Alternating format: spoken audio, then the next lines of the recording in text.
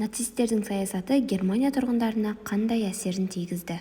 Тоталитаризм бүтіндей, тұтас, жалпы деген мағынаны білдіреді. Қоғам, адам өмірінің барлық салалары тұтастығымен мемлекеттің бақылауға алынған мемлекеттің саяси құрылымы. Нацистік Германия, Гитлерлік Германия, Үшінші рейх немесе фашистік Германия. 1943 жылға дейін ресми атауы Германиялық рейх, сосын ұлы Германиялық рейх Адольф Гитлер басқарған ұлтшыл социалистік немесе жұмысшылар партиясының 1933 жылдан 1945 жылға дейінгі тоталитарлық диктатура басқару кезеңіндегі неміс мемлекетінің тарихи атауы. Нацистік Германияның тіршілік кеңістігі, арийлердің нәсіл тазалығы, антисемитизм, Версаль келісімі нәтижесінде Германияның жерінің қысқарылуы және сол арқылы абыройының аяқ асты етілуі үшін кек алу, Кеңес одағына қарсы бағытталған антикоммунизм секілді ұғымдарға негізделген саясаттары, Екінші дүниежүзілік соғыстың және оның кезіндегі фашистік режимнің миллиондаған еврейлерді, саяси қарсыластарын және басқа да топтарды Холокост немесе Шоа деген атпен белгілі болған қырып-жоюдың басты себептері болып саналады. Соғыстың аяғына қарай Германияның инфраструктурасы қирап, одақтастары бомбалаулары және басқа қала ішінде жүргізілген ұрыстардың нәтижесі, әсіресе 1945 жылы Берлин қаласының ішінде болған ұрыстардың нәтижесінде басты қалалары үйінділерге айналды. Нацист билігінің кезінде Германия әскери және территориялық тұрғыдан алғанда 1940 жылдардың басында Европаның билеуші мемлекетіне айналды. 1938 жылы Австрияны өзіне қосып алғаннан кейін қасиетті Рим империясы заманынан бері Аустрияны қамтыған алғашқы герман мемлекетіне айналды.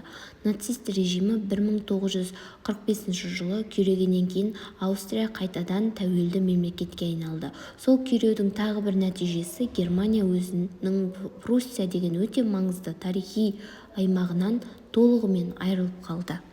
Германияның ресми атауы 1933 жылы нацисттер биліктің басына келген соң өзгертілген жоқ. Оның аты 1871 жылы Германия біріккен мемлекет ретінде құрылғаннан бері болып келгендей Герман рейхі болып қала берді. Тек 1943 жылы ғана фашист үкіметі ресми түрде Германияның атын ұлы Герман рейхі деп өзгертті. Ол атты қолданыста 1945 жылы май айына дейін қала берді. Нацизм идеологиясы. Үшінші рейхтің және ұлттық социалистік немесе жұмысшы партияның ресми идеологиясы ұлттық социализм, ультра-оңшыл, нәсілшіл антисемистік доктрина болды. Нацистік идеология антисемитизм, нәсілдік гигиена және евгеникалық элементтерді біріктірді. Оларды неміс халқы үшін көбірек өмір сүру үшін пангерманизм деп аумақтық экспансионизммен біріктірді. Режим Польша мен Кеңес одағына шабуыл жасау арқылы осы жаңа аумақты иемденуге тырысты. Онда тұратын еврейлер мен славяндар жер аударуға немесе өлтіруге тырысты. Олар арийлік мырзалар, нәсілдер мен еврей большевиктік қақтығыстардың бір бөлігін салыстырғанда төмен деп саналды.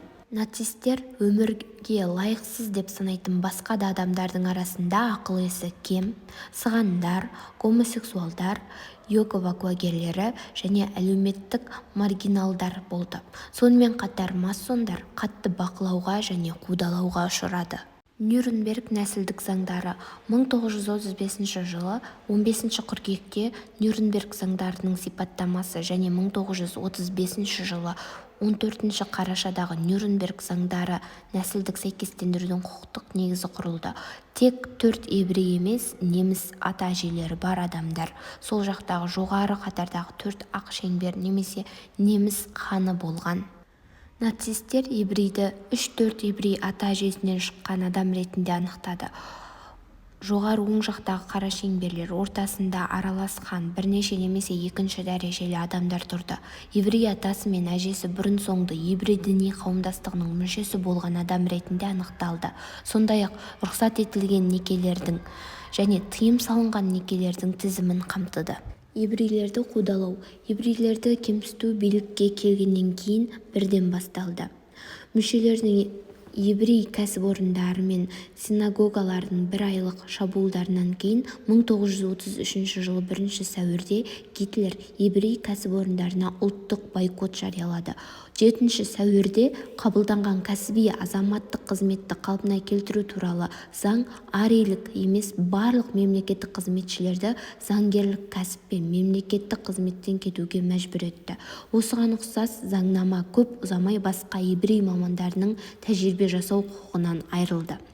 Ал 11 сәуірде кез келген адам бұл туралы жарлық шығарды. Кем дегенде бір еврей ата-анасы немесе ата-әжесі болған адам арий емес болып саналды. Еврейлердің әсерін мәдени өмірден алып тастау мақсатында ұлттық социалистік неміс студенттер лигасының мүшелері кітапханаларда неміс емес деп саналған барлық кітаптарды алып тастады және 10 мамыр бүкіл халықтық кітап өртелді.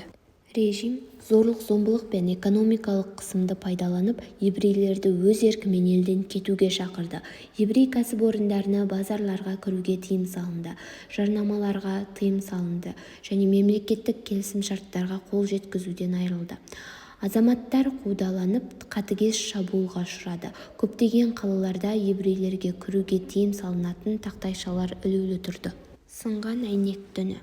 1938 жылы 7 қараша жас еврей Гершель Гриншпен Германиядағы отбасына жасалған қарым-қатынасқа наразылық білдіру үшін Париждегі Германия елшілігінің хатшысы Эрнст фон Ратты атып өлтірді. Бұл оқиға 2 күннен кейін нацистердің еврейлерге қарсы жасаған ойранына себеп болды. Германиядағы синагогалар мен еврей мүліктері зақымдады немесе жойды. Бұл ойдан кезінде кем дегенде 91 неміс еврейі өлтірілді. Кейінірек бұл сынған әйнек түні деп аталып кетті. Әйел құқықтары. Германияда әйел құқықтары бүгінгі стандарт бойынша төмен болған.